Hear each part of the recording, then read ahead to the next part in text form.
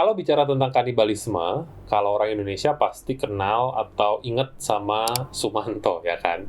Udah lama banget sih, aku nggak tahu apakah generasi sekarang masih inget sama Sumanto nggak. Yang hobinya, kalau nggak salah dulu dia makan mayat gitu ya. Nah, selain itu, apakah masih ada sebenarnya, mungkin kayak kanibalisme ini di negara lain mungkin, atau di daerah-daerah lain di seluruh dunia? Ternyata menurut catatan masih ada saudara-saudara, dan kali ini kita akan membahas tentang kanibalisme dari beberapa peradaban dan suku-suku yang masih ada sampai saat ini.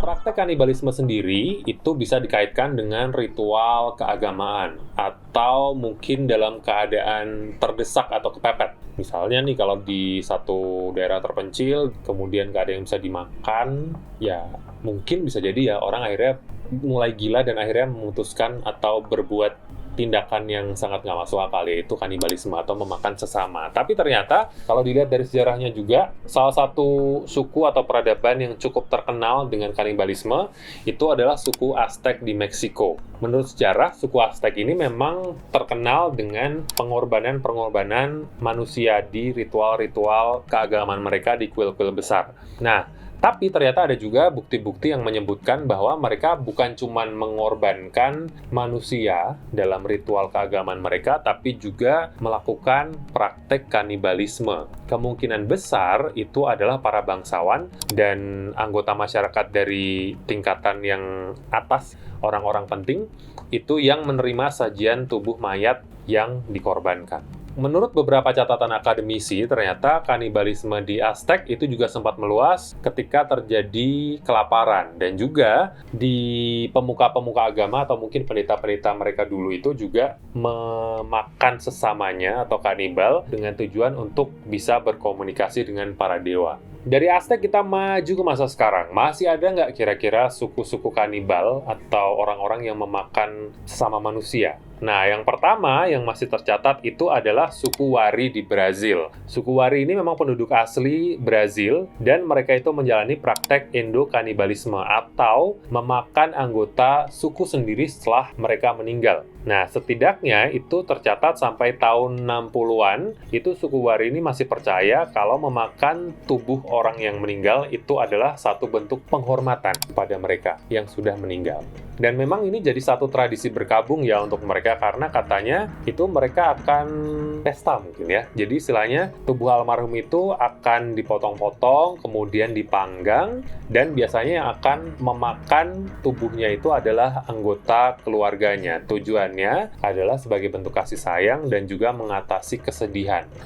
Nggak ngerti kenapa nggak motong yang lain gitu ya, kambing misalnya, ayam, lebih enak ya.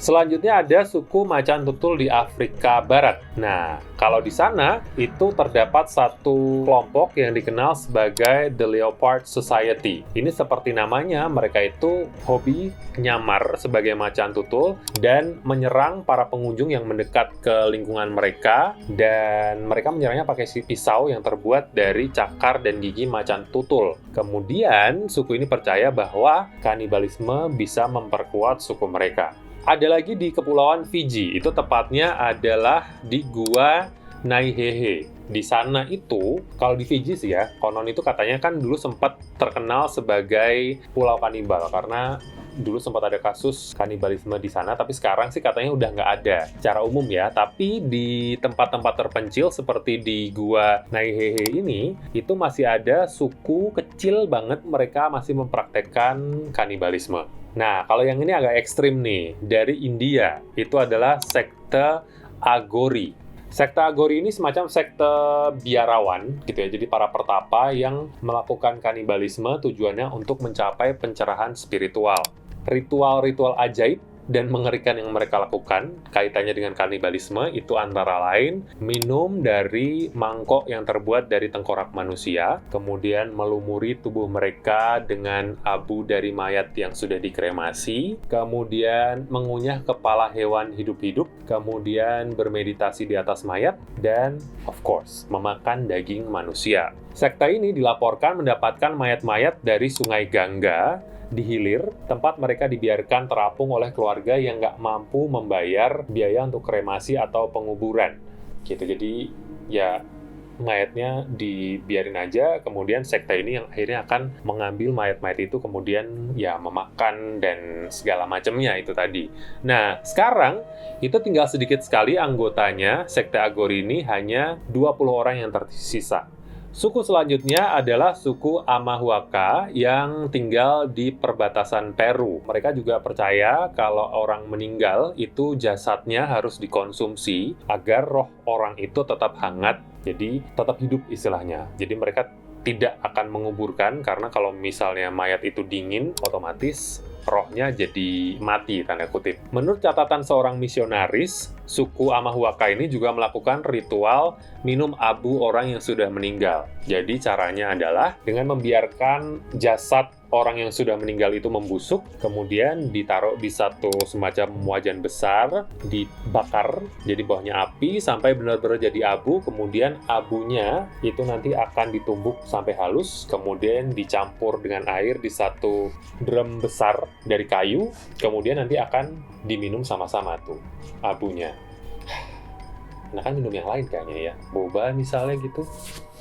Yang terakhir, dekat banget sama Indonesia. Ini adalah suku Kurowai di Papua Nugini. Suku Kurowai ini percaya kalau ada orang yang meninggal dengan tidak wajar atau karena sakit, itu adalah karena iblis. Gitu ya. Jadi meninggal karena sakit atau karena tidak wajar itu karena iblis. Jadi anggota sukunya itu harus bertanggung jawab untuk memakan jasad orang yang sudah meninggal itu. Nah, jadi istilahnya mungkin kita mikir gitu ya, kok bisa disebut tidak wajar? Karena menurut mereka itu kematian yang wajar itu misalnya adalah jatuh dari rumah pohon. Karena mereka kan tinggalnya di rumah pohon yang tinggi gitu ya, sekitaran 40 meteran. Kalau jatuh dari atas meninggal itu wajar gitu ya. Atau mungkin terbunuh dalam pertempuran atau perang suku itu wajar. Kemudian mati tua juga mungkin itu wajar. Tapi kalau misalnya ada orang mati karena sakit itu nggak wajar karena mereka nggak tahu penyebabnya apa. Mungkin karena mereka kurang pengetahuan tentang misalnya virus atau mikroba atau kuman, jadi kayak mati karena sakit tuh